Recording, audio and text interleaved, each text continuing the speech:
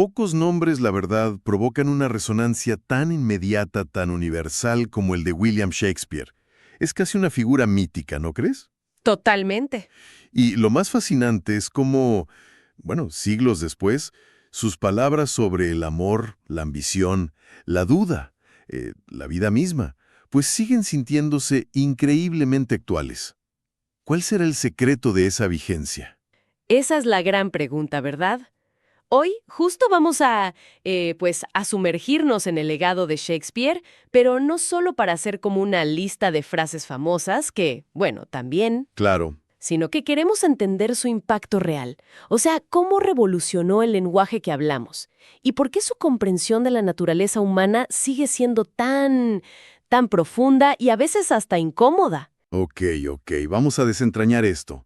Tenemos material bastante interesante, creo. Hay artículos que analizan sus frases más célebres, algunos de psicología y mente, selecciones de Buki también, Sí. textos que profundizan en su genio lingüístico, como uno muy bueno de Odimotis, y bueno, también nos inspiraremos en análisis críticos de sus tragedias, pensando en enfoques como el de G. Wilson Knight, por ejemplo. Exacto. La misión, digamos, es destilar la esencia de su sabiduría y su creatividad. Queremos entender por qué es un pilar, pero indiscutible, de la literatura y cómo sus ideas, que a menudo expresó con palabras que él mismo acuñó, pues nos siguen hablando directamente hoy en día. Va. Para empezar, dimensionemos un poquito su obra, porque uno piensa inmediatamente en las grandes tragedias, ¿no? Hamlet, Otelo, Macbeth, Romeo y Julieta. Lo clásico. Pero su universo es mucho más amplio. Incluye comedias que son brillantes, como El Mercader de Venecia o Sueño de una noche de verano, y poesía súper impactante como La violación de Lucrecia. Es todo un mundo literario. Y el hilo conductor de todo ese mundo es su capacidad asombrosa de verdad para capturar la condición humana. Hay una idea muy potente que mencionaba Samuel Johnson y que retoma nuestras fuentes, como la Universidad Isabel I, Ajá. que dice que los personajes de Shakespeare muchas veces trascienden lo individual. Son como arquetipos, ¿sabes? Como especies universales que reflejan nuestras propias pasiones, nuestros miedos, contradicciones. Funcionan como un espejo, la verdad. Oye, y hablando de entender su obra más a fondo, me llamó mucho la atención ese enfoque de críticos como G. Wilson Knight sobre las tragedias. Él sugiere que no basta con analizar la trama o, juzgar moralmente a los personajes. Exacto. Dice que es crucial captar lo que él llama la atmósfera de la obra, su visión total. Así es, Knight propone ir más allá de la secuencia de eventos, lo que él llama la dimensión temporal, para entender también la dimensión espacial. Espacial. ¿Cómo es eso? O sea, significa prestar atención a las imágenes que se repiten, a los temas que como que impregnan toda la obra. Casi como si fuera una pintura donde ciertos colores o formas están siempre presentes y crean un ambiente muy particular. Ah, ok. Piensa, por ejemplo, en la oscuridad y la sangre en Macbeth, ¿no? O esa sensación como de podredumbre y duda constante en Hamlet. No se trata solo de qué pasa, sino de cómo se siente el universo de esa obra en particular. Es una forma mucho más inmersiva de leerlo, ¿no? O sea, no solo seguir la historia, sino como sentir el mundo que está creando. Exactamente. Es buscar la interpretación, conectar con esa visión poética original de Shakespeare, en lugar de quedarnos en la crítica superficial que a lo mejor solo compara o juzga. Fascinante, la verdad. Pero, antes de meternos de lleno en sus reflexiones sobre la vida y todo eso, hay que hablar de algo que es fundamental. Shakespeare como un auténtico revolucionario del lenguaje. A veces se nos olvida cómo era el inglés en su época. Cierto, cierto. Era el llamado inglés moderno temprano, una lengua que estaba pues en plena transformación, todavía sin una ortografía fija, estandarizada. O sea, un caos controlado, más o menos. Algo así. Y bueno, el Renacimiento, con toda esa explosión de conocimiento y arte, pues necesitaba urgentemente palabras nuevas para expresar nuevas realidades, nuevos conceptos. Y ahí es donde entra Shakespeare con una creatividad, bueno, desbordante. La fuente esta de Odimotis estima que introdujo alrededor de 1700 palabras al inglés escrito. 1700. Es. 1700. Y muchas de ellas las usamos hoy incluso en español, como préstamos o calcos, ¿no? Es impresionante. Palabras como addiction, o sea, adicción, que usa en Otelo, o assassination, asesinato, que es clave en Macbeth. Claro. También bedroom, dormitorio, en Sueño de una noche de verano. Incluso términos tan comunes hoy como lonely, solitario, fashionable, que algo esté de moda, o hasta swagger, como fanfarronear. Oye, ¿y cómo lo hacía? ¿Se las inventaba así nomás, de la nada? Pues tenía varios métodos. A veces añadía prefijos o sufijos a palabras que ya existían, lo que se llama afijación. Ok. Otras veces unía dos palabras para crear una nueva. Composición. Era muy hábil en la conversión. Usar un sustantivo como verbo o un adjetivo como sustantivo. Eso le dio una flexibilidad enorme al idioma. ¡Wow! Y sí, a veces también creaba neologismos, palabras totalmente nuevas. Entonces su impacto fue más allá del vocabulario. O sea, flexibilizó la gramática, jugó con la estructura de las frases. Básicamente ayudó a moldear el inglés moderno tal como lo conocemos, o casi. Definitivamente. Y esa influencia, fija que cruzó todas las fronteras. Sus obras están traducidas a más de 80 idiomas. Es curioso cómo llegó al español. ¿Sí? ¿Cómo fue? Pues llegó de forma tardía, ya en el siglo XVIII, y además a través de adaptaciones francesas que a veces modificaban bastante el original. Como que modificaban, pero eso suena terrible. Pues sí, hay ejemplos documentados como una versión temprana de Otelo, en la que se cambiaron nombres e incluso se suavizó el final trágico, para no impactar tanto al público de la época. No te creo. Parece increíble hoy, ¿verdad? Pero muestra un poco las resistencias iniciales que hubo. Qué fuerte. Afortunadamente esa etapa ya pasó y obras como Romeo y Julieta, Ricardo III, Hamlet, pues se consolidaron en los escenarios españoles a partir del siglo XIX. Y su influencia en escritores posteriores es gigantesca, ¿no? Uf, sí. Desde Melville a Dickens hasta autores contemporáneos como Maya Angelou. Muchísimos. Totalmente. Y la adaptabilidad de sus historias es asombrosa. Piensa, por ejemplo, en el festival durante las Olimpiadas de Londres 2012. Se representaron todas sus obras, cada una en un idioma distinto, por una compañía internacional. ¡Wow!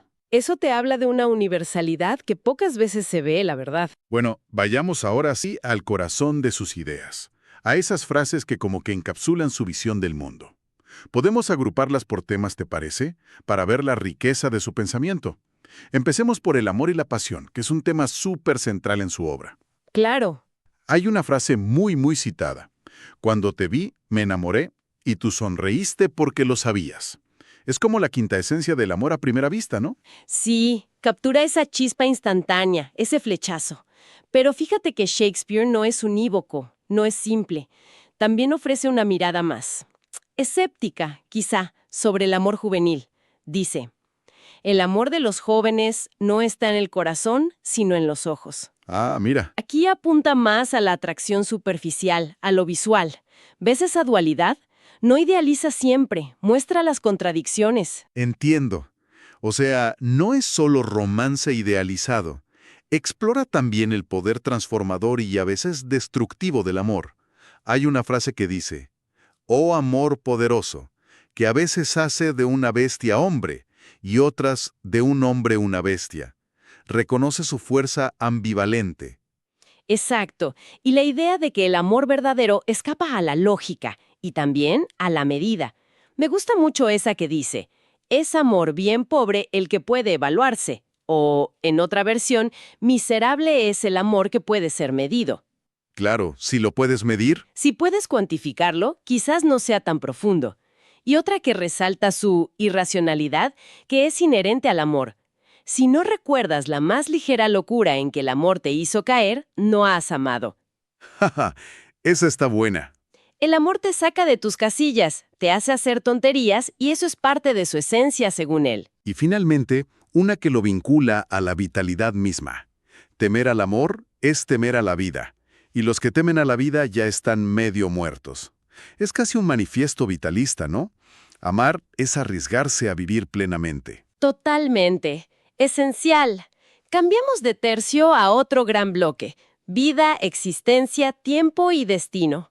Aquí, bueno, es imposible no empezar con el famosísimo ser o nacer, esa es la cuestión de Hamlet. Uf, sí, el clásico de clásicos. Es la duda existencial destilada en una sola frase. Absolutamente. Y luego está esa visión tan potente, y que se cita muchísimo, de Macbeth. La vida es una historia contada por un idiota. Una historia llena de estruendo y furia que nada significa. ¿Tú qué crees? ¿Es puro nihilismo o es más una reflexión sobre la futilidad de la ambición desmedida que consume a Macbeth? Es una pregunta abierta, y creo que justo eso es parte de su genialidad. No te da respuestas fáciles. También nos presenta la vida como algo efímero, casi irreal en La Tempestad.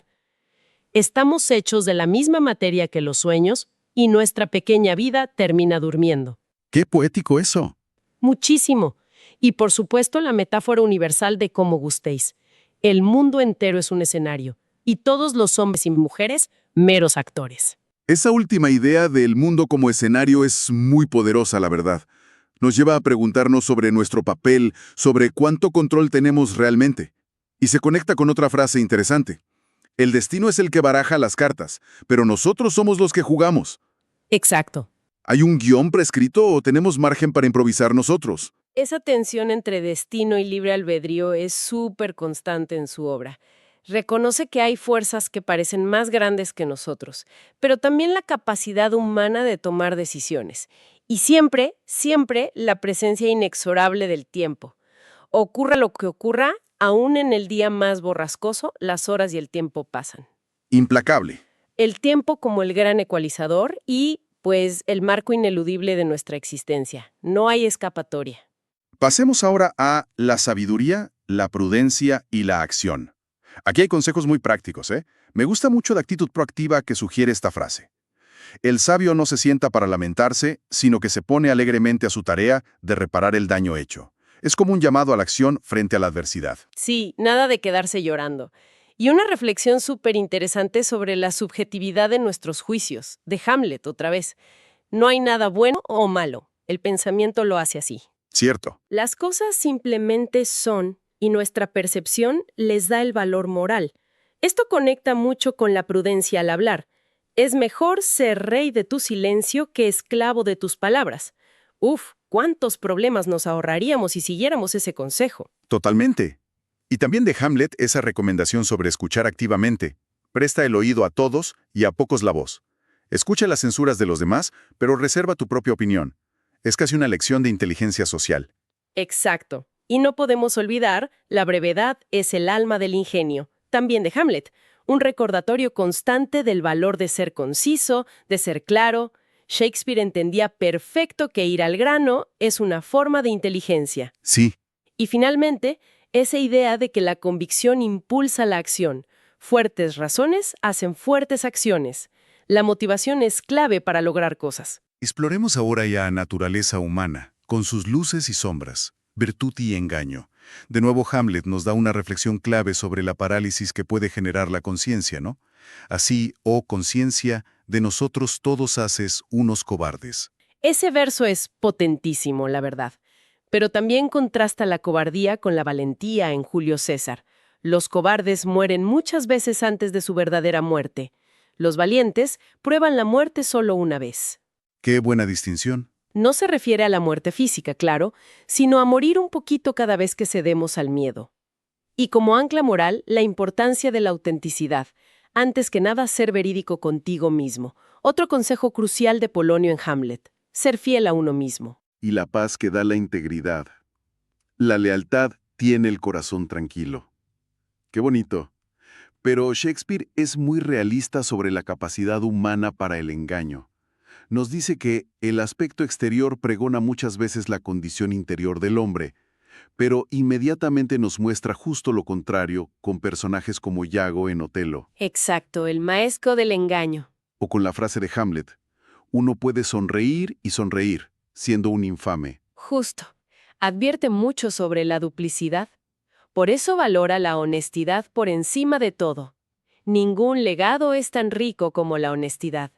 Y tiene una visión bastante, pues, sombría sobre el origen del mal, como en La Tempestad. El infierno está vacío. Todos los demonios están aquí. O sea, el mal no es algo externo. Sino que es parte de la naturaleza humana, una creación nuestra. Está cañón, ¿no? Definitivamente. Y bueno, no podemos dejar de lado la amistad. Hay un consejo muy hermoso en Hamlet sobre cuidar las relaciones valiosas. Los amigos que tienes y cuya amistad ya has puesto a prueba, engánchalos a tu alma con ganchos de acero. Es una imagen súper poderosa, ¿no? La de aferrarse a la verdadera amistad con fuerza.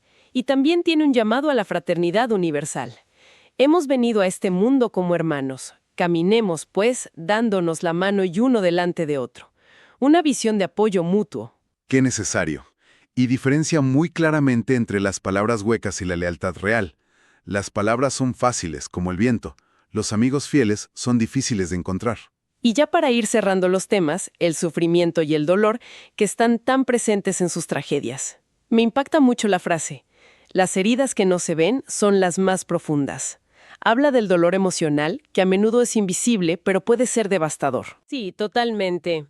Y esa otra que refleja la dificultad de comprender el dolor ajeno si uno no lo ha vivido. Cualquiera puede dominar un sufrimiento, excepto quien lo siente. Pone el dedo en la llaga de la empatía limitada que a veces tenemos. Es muy cierto. O la famosa de Romeo y Julieta. Se ríe de las cicatrices quien nunca ha sentido una herida. Solo quien ha sufrido entiende realmente el sufrimiento ajeno. Es una llamada a la humildad ante el dolor del otro. Bueno, ha sido un recorrido intenso, ¿verdad? Pero creo que nos da una imagen bastante clara de su doble genialidad. Por un lado, el innovador lingüístico, este creador de palabras y expresiones que enriquecieron muchísimo el inglés y, por extensión, otras lenguas. Sí, el arquitecto del lenguaje. Y por otro lado, el observador implacable de la psique humana. Sus reflexiones sobre el amor, la duda, el poder, la traición, la lealtad, el paso del tiempo, capturan verdades esenciales sobre nuestra experiencia que siguen siendo válidas hoy. No son solo citas bonitas para poner en redes, ¿sabes? Exacto. No son solo eso. Son destellos de una comprensión muy, muy profunda. Totalmente. Por eso leer a Shakespeare o ver sus obras no es solo un ejercicio cultural o académico. Es una forma de entendernos mejor a nosotros mismos y las complejidades del mundo en que vivimos.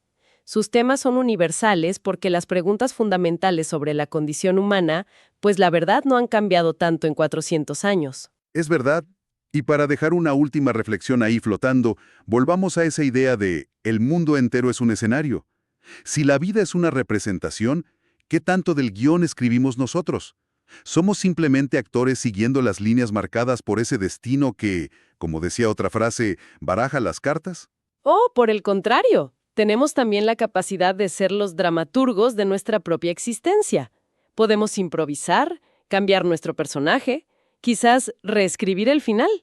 Es una pregunta que Shakespeare nos lanza y que, pues, quizás no tenga una única respuesta. Te deja pensando. Sí, invita a pensar en nuestro propio papel en este gran teatro del mundo. Quizás sea buen momento para que cada quien reflexione cuál de estas ideas resonó más y por qué.